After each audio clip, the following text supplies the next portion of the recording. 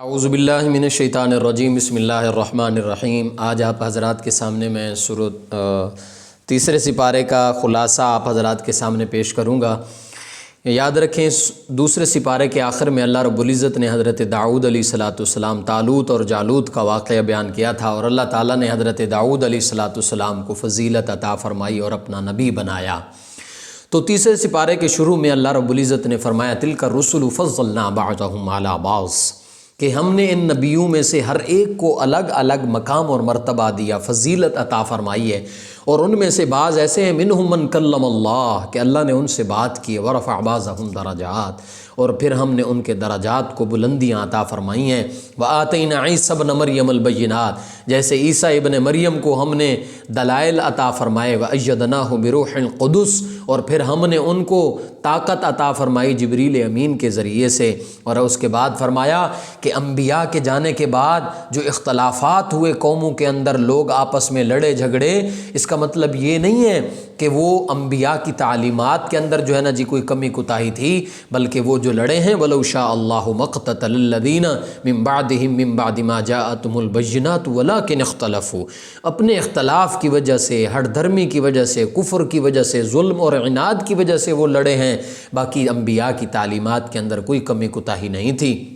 اور آگے اللہ رب العزت نے فرمایا یا ایھا الذین آمنوا انفقوا مما رزقناکم، ایمان والو جو ہم نے تمہیں کچھ دیا ہے نا مال، یہ کچھ بھی نہیں ہے، یہ جو تھوڑا بہت تمہیں دیا ہے اس کو اللہ کی راہ میں خرچ کرو، اس دن کے آنے سے پہلے پہلے، یوم لا یأتی اللہ، یوم لا یأتی اللہ بیع فیہ ولا خلۃ ولا شفاعہ، کہ جس دن نہ تو کوئی دوستی کام آئے گی نہ کوئی سفارش کام آئے گی، اس دن سے پہلے پہلے اس دن کے لیے تم کیا کرو، اس مال کو اللہ کے لیے خرچ کر دو۔ اور پھر آگے اللہ رب العزت نے اس قرآن پاک کی سب سے عظیم آیت کا تذکرہ فرمایا، اور وہ آیت الکرسی ہے۔ اس کی بڑی فضیلتیں ہیں، حضور نبی کریم صلی اللہ علیہ وسلم نے اس کے بارے میں فرمایا جو اس کو رات کو ایک دفعہ پڑھے گا اللہ اس کی حفاظت فرمائیں گے، جو 2 دفعہ پڑھے گا اس کے ساتھ والوں کی حفاظت فرمائیں گے، جو 3 دفعہ پڑھ کے رات کو سوئے گا اللہ اس کے ساتھ والوں کی، پورے علاقے کی حفاظت کے لیے فرشتے مقرر فرما دیں گے، شرط یہ ہے کہ انسان کا یقین ہو۔ تو آیت الکرسی سب سے عظیم آیت ہے قرآن پاک کی۔ حضور نبی کریم صلی اللہ علیہ وسلم سے صحابہ سے پوچھا کہ حضور نے پوچھا کہ سب سے عظیم آیت کون سی ہے، تو صحابہ کرام نے جب بتایا تو حضور نے اس صحابی کے کندھے پر تھاپڑی لگائی کہ ہاں سچ میں ہی یہی آیت ہے اور یہی سب سے عظیم آیت ہے۔ اور آگے اسی کے ساتھ ہی فرمایا دین کے اندر لا اکراہ فی الدین، دین میں کوئی تنگی نہیں ہے، دین کے اندر کوئی زبردستی نہیں ہے، جو چاہے اس کو قبول کر لے، جو نہیں چاہتا اس کو چھوڑ دو۔ کیوں؟ اس لیے کہ ہدایت اور گمراہی الگ الگ ہیں، ممتاز ہو چکی ہیں، ہدایت بھی اللہ کی طرف سے ہے اور گمراہی بھی اپنے اعمال کی وجہ سے، لہذا کسی کو زبردستی کرنے کی آپ کے اوپر ضرورت نہیں ہے۔ اور آگے فرمایا الم تر الی الذی حاج، حضرت ابراہیم علیہ السلام کا واقعہ پیش کیا کہ حضرت ابراہیم کا جب ایک بادشاہ کے سامنے مناظرہ ہوا تو اس بادشاہ حضرت ابراہیم نے فرمایا زندگی اور موت اللہ دیتا ہے۔ اس نے کہا زندگی اور موت تو میں بھی دیتا ہوں۔ وہ 2 غلام بلائے، ایک وہ قیدی جس کے وہ سزائے موت تھی اس کو آزاد کر دیا، اور وہ جس کو قید کی سزا تھی اسے کیا کر دیا، مار دیا، اور کہنے لگا میں تو کیا کرتا ہوں، میں بھی زندگی اور موت دیتا ہوں، جس کو چاہوں جس کو چھوڑ دوں اور جس کو چاہوں پکڑ لوں اور موت دے دوں۔ تو حضرت ابراہیم نے فرمایا میرا رب وہ ہے جو مشرق سے سورج نکالتا ہے، اگر تو خدا ہے تو پھر مغرب سے نکال، تو پھر وہ لاجواب ہو گیا۔ اور پھر ایک اور نبی کا تذکرہ بھی ہے کہ انہوں نے کہا کہ جو ہے نا جی اللہ تو موت کو جو مرنے کے بعد کیسے زندہ کرے گا، اللہ تعالیٰ نے انہیں 100 سال تک سلا دیا، اور پھر اٹھنے کے بعد ان کے گدھے کے جو ہے نا جی ہڈیاں چورا چور ہو چکی تھیں، اللہ رب العزت نے ان کے سامنے ان ہڈیوں کو جوڑا، اور جوڑنے کے بعد وہ سیدھا گدھا کھڑا ہو گیا۔ تو اللہ رب العزت نے فرمایا میں ایسے جو ہے نا جی کیا کرتا ہوں، زندہ کرتا ہوں۔ فرمایا قال اعلم ان اللہ علی کل شیء قدیر، تم یہ بات یاد رکھ لو اللہ ہر چیز پر کیا ہے، قادر ہے۔ اور پھر حضرت ابراہیم علیہ السلام کا بھی تذکرہ کیا، حضرت ابراہیم نے بھی فرمایا اللہ تو کیسے زندہ کرے گا، اللہ نے فرمایا ابراہیم کیا آپ کو یقین نہیں ہے، وَإِذْ قَالَ إِبْرَاهِيمُ رَبِّ أَرِنِي كَيْفَ تُحْيِي الْمَوْتَى قَالَ وَلَمْ تُؤْمِنْ قَالَ بَلَىٰ وَلَٰكِن لِيَطْمَئِنَّ قَلْبِي۔ تو حضرت ابراہیم نے فرمایا یا اللہ میں صرف اور صرف اس لیے چاہ رہا ہوں تاکہ میرے دل کو اطمینان ہو۔ تو اللہ نے فرمایا 4 پرندے لو، ان کو ذبح کرو، ان کا گوشت ملا دو، اور پھر ہر ایک کا نام لیتے جانا، حضرت ابراہیم اس کا نام لیتے، گوشت الگ ہوتا ہوتا وہ پرندہ بن کے اٹھتا چلا جاتا۔ تو اللہ تعالیٰ نے فرمایا ابراہیم ہم اس طرح سے کیا کریں گے، زندہ کریں گے۔ آگے اللہ کی راہ میں خرچ کرنے کی بہت بڑی فضیلت اللہ تعالیٰ نے بیان فرمائی۔ مثل الذین ينفقون اموالهم فی سبیل اللہ کمثل حبۃ انبتت سبع سنابل فی کل سنبلۃ مئۃ حبۃ۔ اللہ کی راہ میں خرچ کرنے کی مثال ایسے ہے جیسے کھجور کا ایک بالی اور ایک دانے سے 700 دانے بن جاتے ہیں اس بالی کے اندر سے۔ تو فرمایا اس طرح ہم کیا کریں گے، اللہ کی راہ میں خرچ کرنے والے کے مال کو بڑھا چڑھا دیتے ہیں، وہ ختم کبھی بھی نہیں ہوتا۔ اور آگے فرمایا یا ایھا الذین آمنوا لا تبطلوا صدقاتکم بالمن والأذى کالذی ينفق مالہ رئاء الناس۔ اچھا اگر تم اللہ کی راہ میں خرچ کرتے بھی ہو، اللہ کی راہ میں دیتے بھی ہو، تو یاد رکھو اس کو کسی کے اوپر جتانا نہیں ہے، کسی کو کہنا نہیں ہے میں نے تیرے ساتھ یہ بھلائی کی ہے۔ اگر یہ کرو گے تو تمہارے نامہ اعمال کے اندر سے وہ نیکیاں ساری کی ساری کیا ہو جائیں گی، تباہ و برباد ہو جائیں گی، اور اللہ تعالیٰ اس کو کیا کر دیں گے، ختم کر دیں گے۔ اور آگے اللہ تعالیٰ نے فرمایا جو خرچ کرتے ہیں ان کی، وہ جو خرچ کر کے جتاتے ہیں ان کی مثال ایسے اَیَوَدُّ أَحَدُکُمْ أَن تَکُونَ لَهُ جَنَّةٌ مِّن نَخِیلٍ وَأَعْنَابٍ تَجْرِی مِن تَحْتِہَا الْأَنْہَارُ لَهُ فِیہا مِن کُلِّ الثَّمَرَاتِ، اس کے باغات ہوں اور اس نے اس کے اوپر محنت کی، اور جب کاٹنے اور پھل کھانے کا وقت آئے تو اس وقت آندھی چلے اور اس کو ختم کر دے۔ تو یہ ایسی مثال ہے کہ جو انسان اپنے اپنی اللہ کی راہ میں خرچ کرتا ہے اور پھر لوگوں کو جتلا دیتا ہے، تو پھر کل قیامت کے دن اس کے لیے کچھ بھی نہیں ہوگا، اس لیے کہ اس نے اپنا واہ وہاں سے واپس کا حاصل کر لی تھی۔ اور آگے فرمایا یا ایھا الذین آمنوا انفقوا من طیبات ما کسبتم ومما اخرجنا لکم من الارض ولا تیمموا الخبیث، برے طریقے سے نہ کماؤ اور لوگوں کو نہ دو۔ اور آگے اللہ رب العزت نے اس رکوع کے اندر اس معاملے کو، اللہ کی راہ میں خرچ کرنے والے سلسلے کو ختم کرتے ہوئے فرمایا الذین ينفقون اموالهم باللیل والنہار سرا وعلانیہ، کہ تم اس طرح خرچ کرو۔ مومنوں کی یہ حالت ہونی چاہیے کہ وہ رات میں بھی کریں، دن میں بھی کریں، سامنے بھی کریں، چھپ کر کے بھی کریں، وہ اللہ کی راہ میں سب کچھ خرچ کرتے ہیں۔ پھر ان کے لیے کیا ہے، ولا خوف علیہم ولا هم یحزنون، ان کے اوپر نہ تو کوئی خوف ہوگا اور نہ وہ غمگین ہوں گے، اللہ ان کو اتنا عطا فرمائیں گے۔ اور اللہ کی راہ میں خرچ کرنے کو صدقہ، اور اس کے بعد جو ہے نا جی اس کا تذکرہ فرمایا اللہ رب العزت نے سود کا، فرمایا الذین یأکلون الربا لا یقومون الا کما یقوم الذی یتخبطہ الشیطان من المس۔ فرمایا جو سود کا معاملہ کرتا ہے یہ ایسے، کل قیامت کے دن ان کی حالت یہ ہوگی کہ یہ ایسے سمجھے جائیں گے جیسے ان کو کسی جن نے چھو لیا ہے، ان کے حواس باختہ ہوں گے، وہ ایسے ہوں گے۔ ذالک قالوا، وہ فرمایا یہ کیوں سود کہنے والے کیا کہ ذالک بانہم قالوا انما البیع مثل الربا، وہ کہتے ہیں یہ تو کیا ہے،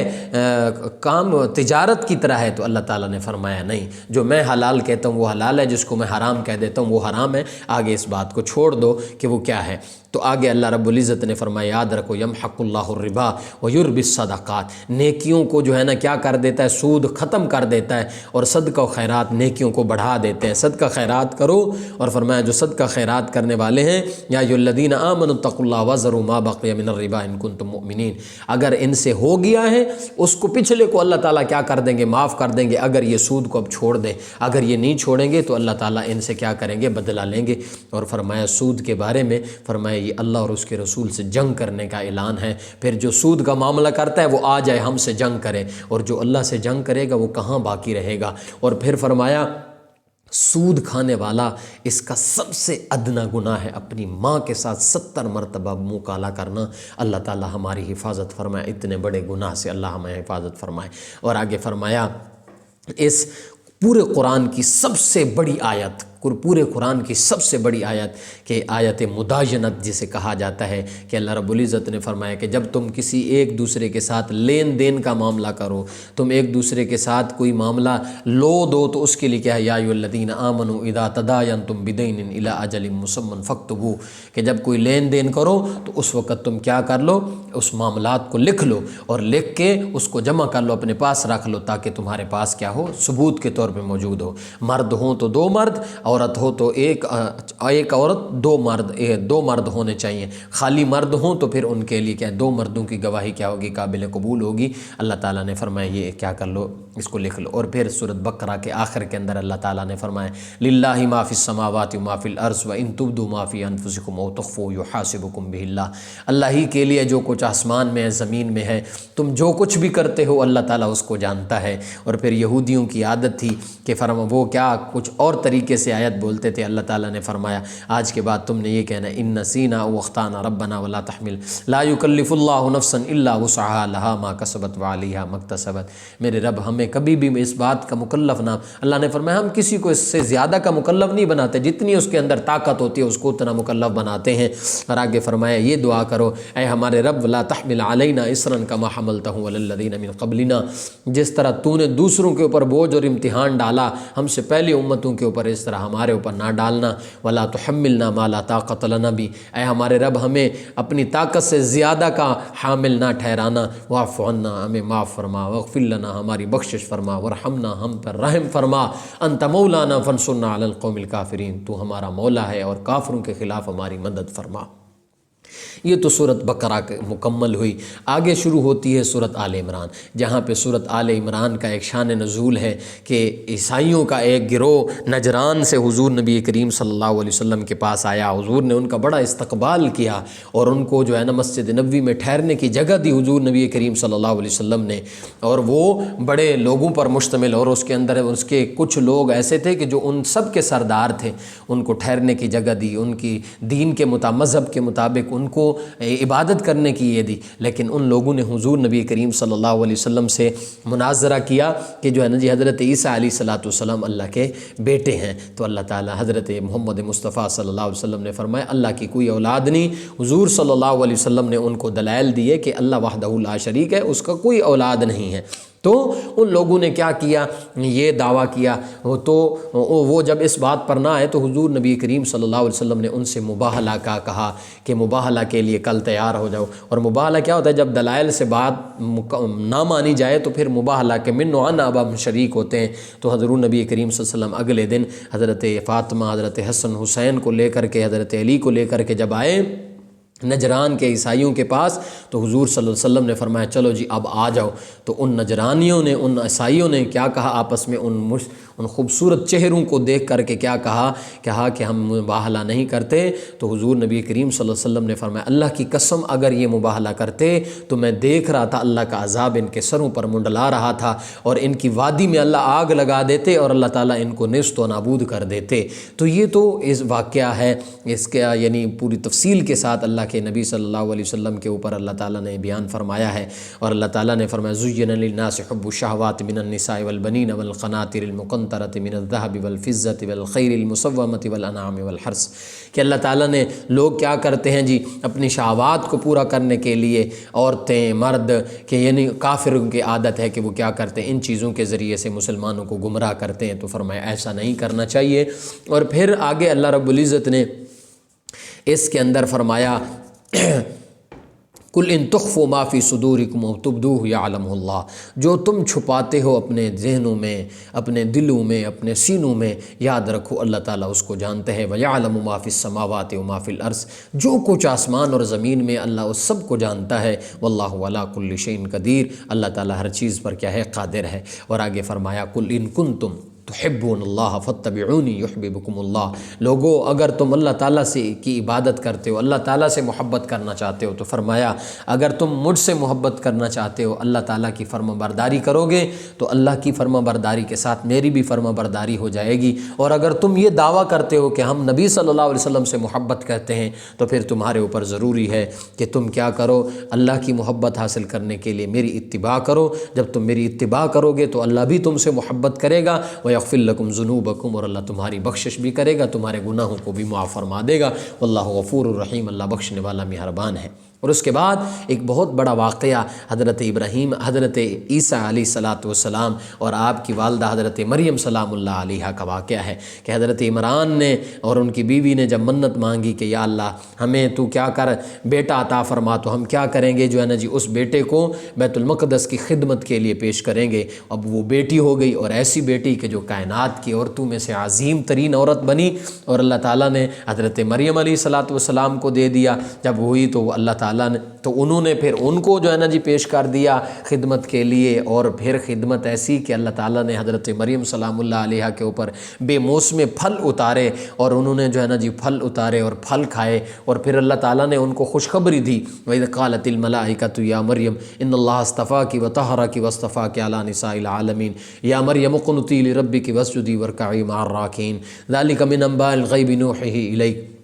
اللہ تعالیٰ نے ان کی طرف غیب کی خبریں بھیجیں اور انہیں خوشخبری دی کہ اللہ تعالیٰ تمہیں جو ہے نا جی ایک بیٹا عطا فرمائیں گے جن کا نام کیا ہوگا، اذ قالت الملائکۃ یا مریم ان اللہ یبشرک بکلمۃ منہ اسمہ المسیح عیسی ابن مریم وجیہا فی الدنیا والآخرۃ ومن المقربین۔ اب بیٹا ہوگا عیسیٰ، وہ ہم تمہیں عطا فرمائیں گے، اور وہ ایسا ہوگا ویکلم الناس فی المہد وکہلا ومن الصالحین، اور وہ لوگوں کے ساتھ پنگوڑے کے اندر بھی کیا کرے گا، باتیں کرے گا۔ اور حضرت مریم نے فرمایا یا اللہ میرے لیے کیسے بیٹا ہوگا، میری تو شادی نہیں ہوئی۔ تو اللہ رب العزت نے فرمایا اللہ تعالیٰ جو چاہتا ہے وہ کر گزرتا ہے۔ تو یہ سارا واقعہ اللہ تعالیٰ نے، اور پھر جب حضرت مریم علیہ السلام کا یہ ہوا تو اللہ تعالیٰ کے نبی اللہ تعالیٰ کے ایک نبی نے دعا کی کہ یا اللہ مجھے بھی اولاد عطا فرما، تو اللہ تعالیٰ نے انہیں یحییٰ کے جو ہے نا جی نبی ہونے کی کیا کر دی، یحییٰ کی بشارت عطا فرمائی، تو اللہ تعالیٰ نے ان کو بھی کیا فرمایا، بیٹا عطا فرمایا۔ اور اللہ تعالیٰ نے پھر یہاں پر حضرت عیسیٰ علیہ السلام کے معجزوں کا بھی تذکرہ فرمایا کہ اللہ تعالیٰ نے ان کو کیا کیا معجزے عطا فرمائے۔ کیا اخلق لکم من الطین کہیئۃ الطیر فانفخوا فیہ فیکون طیرا باذن اللہ، وہ کیا کریں گے، مٹی کے پرندے بنا کر کے ان کے اوپر ہاتھ پھیریں گے وہ اڑ جائیں گے۔ وابری الاکمہ والابرص واحیی الموتیٰ، وہ مردے کو زندہ کر دیں گے، مادرزاد نابینے کو کیا کر دیں گے، بینائی عطا فرما دیں گے، اور کوڑی والے کو کیا کر دیں گے، صحیح کر دیں گے۔ اللہ تعالیٰ نے ان تمام اس کا معجزات کا تذکرہ بھی فرمایا ہے۔ اور اللہ تعالیٰ نے پھر حضرت محضر محمد صلی اللہ علیہ وسلم کے اہل کتاب کو تبلیغ کرنے کے بارے میں بھی بڑی آرام سے اور بڑی جو ہے نا جی خوبصورت انداز میں اللہ تعالیٰ نے اہل کتاب کو تبلیغ کی۔ فرمایا قل یا اہل الکتاب تعالوا الی کلمۃ سواء بیننا وبینکم الا نعبد الا اللہ، او ہم اس بات پر معاہدہ کرتے ہیں، ساری چیزیں ایک طرف، ہم اللہ کے علاوہ کسی کی عبادت نہیں کریں گے اور اللہ کے ساتھ کسی کو شریک نہیں کریں گے۔ یا اہل الکتاب لم تحاجون فی ابراہیم وما انزلت التوراۃ والانجیل الا من بعدہ، اہل کتاب تم کیوں لڑائیاں جھگڑے کرتے ہو ان باتوں کے بارے میں، تورات کے بارے میں، زبور انجیل قرآن پاک کے بارے میں۔ تو اللہ تعالیٰ نے فرمایا کہ اس طرح تم نہ کرو۔ اور پھر اس کے آخر کے اندر اللہ رب العزت نے کیا کیا جی، وقالت طائفۃ من اہل الکتاب آمنوا بالذی انزل علی الذین آمنوا وجہ النہار واکفروا آخرہ لعلہم یرجعون، اس کا بھی تذکرہ ہے۔ اور پھر انبیاء کرام علیہ الصلاۃ والسلام سے معاہدہ لیا، وَإِذْ أَخَذَ اللَّهُ مِيثَاقَ النَّبِيِّينَ لَمَا آتَيْتُكُم مِّن كِتَابٍ وَحِكْمَةٍ ثُمَّ جَاءَكُمْ رَسُولٌ مُّصَدِّقٌ لِّمَا مَعَكُمْ لَتُؤْمِنُنَّ بِهِ وَلَتَنصُرُنَّهُ، ہم نے معاہدہ لیا کہ ہم تمہیں حکمت کی کتابیں اور تمہیں عطا فرمائیں گے، اور ہمارے رسول بھی آئیں گے، اور پھر ہم تم ایمان لانا، ہم تمہیں ایمان لانے کی وجہ سے ہم تمہاری مدد بھی کیا کریں گے۔ قال اقررتم واخذتم علی ذلکم اسری، انہوں نے جب اقرار کیا تو ہم نے ان کو اس قرار کو کیا کر لیا، پکا کر لیا۔ قالوا اقررنا قال فاشهدوا وانا معكم من الشاہدین۔ اور آگے اللہ تعالیٰ نے فرمایا فغیر دین اللہ یبغون ولہ اسلم، اللہ کے دین کے علاوہ کوئی دین قبول نہیں کیا جائے گا، اور جو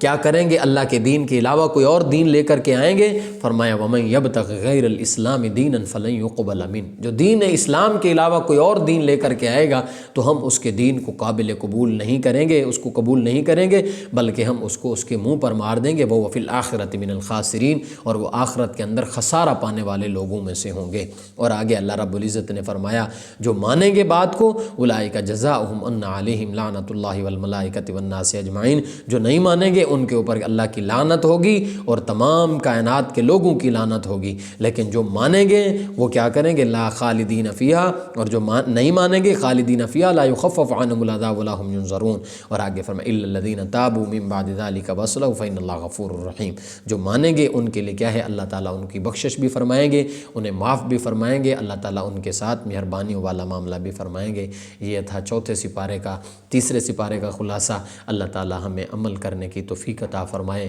آخر دعوانا ان الحمد للہ رب العالمین۔